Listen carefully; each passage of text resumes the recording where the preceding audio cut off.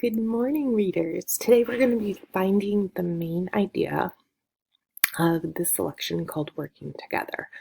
Now, before we find the main idea, we want to always look at what type of text it is, because we can only find main idea in informational text. So I see the title here is Working Together. Doesn't really give me a clue as to if it is fiction or informational. Oh, I see a map with some dates and captions, and I see some captions over here. Okay, so this is an informational text. Now I'm going to go back to this title, Working Together. When I find main idea, I always want to look at the title and usually the first sentence of a paragraph to help me find it.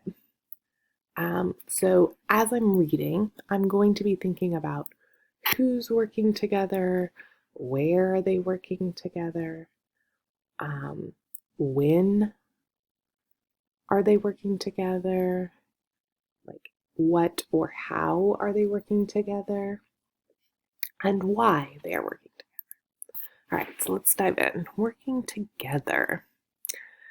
The National Weather Service predicted that bad flooding would hit Fargo, North Dakota in 2013. The city needed a plan to protect people from flooding. So, elected officials from the federal, state, and city governments met. Working as a team, they began to prepare for flooding. Okay, I'm going to go up to the line here, and I'm going to underline this key detail. Working, I'm going to get another one, as a team.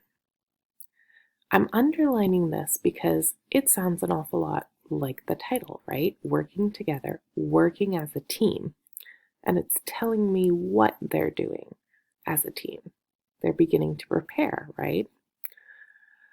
Okay, so let me keep reading and find out a little bit more about what exactly they're doing as a team to prepare for the flooding and why. I mean, I kind of have the why preparing for the flooding, but we'll see if there's any other details that tell me more. They wanted to keep water out of homes and businesses and off of streets, so they decided to fill 1 million sandbags. Oh, okay, so that's how they're going to prepare, right? They are filling 1 million sandbags. Oh, let me go back to the line. They plan to use the sandbags to build walls to keep floodwater out. Okay, that's important too because that's telling me why they're using. I'm just going to underline this part here because they're using the sandbags. It's telling me why they're using them. Okay. So in this paragraph, now I have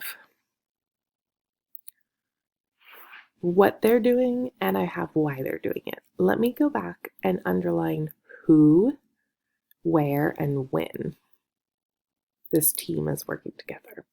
So the National Weather Service predicted that bad flooding would hit Fargo, North Dakota. Oh, that's where we're talking about.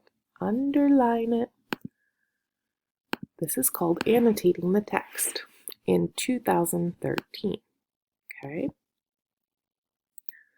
The city needed a plan to protect people from flooding, so elected officials from the state, federal, state, and city governments met. Okay, that's the who, so I'm going to underline that as well. And I'm only underlining the parts that are important, right? Okay, I'm going to go ahead and I'm going to go to Scribble, and I'm going to make a little star by this, working as a team.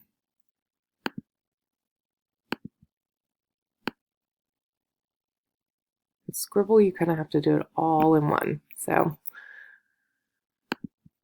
I'm going to put a star by this right here because I think this may be the main idea, that people worked together to prepare for the flooding, but I'd have to read the rest of paragraph 2 and paragraph 3 to see if that was right or not. However, I do have all these nice details about who was working together, where, when, what they were doing to work together.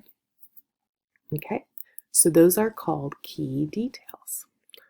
So, boys and girls, when we are finding the main idea, we look first at the title and we look for words that may be repeated in the text, maybe ideas as well.